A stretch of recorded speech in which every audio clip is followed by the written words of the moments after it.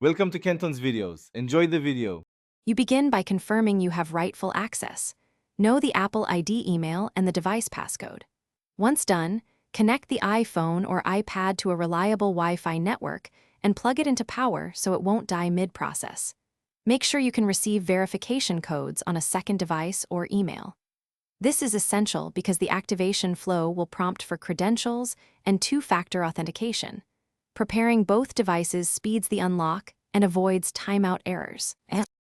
You will now enter the passcode shown on the device lock screen. This is the direct unlock step that proves local access. Once the passcode accepts, the system may still request your Apple ID and password. Enter them precisely, then approve any two-factor authentication prompts on your trusted device.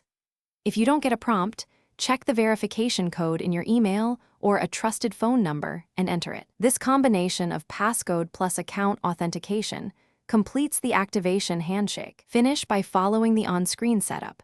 Choose Wi-Fi, enable services, and restore from iCloud or a local backup if needed. Make sure to allow time for activation servers to sync. Sometimes delays occur and a restart helps. If activation still fails, sign out of iCloud on other trusted devices and attempt the sign-in again. If you cannot authenticate despite ownership, contact Apple support and have proof of purchase ready. This is the single most effective troubleshooting step for locked activation issues. Thanks for watching. Consider subscribing if we helped you.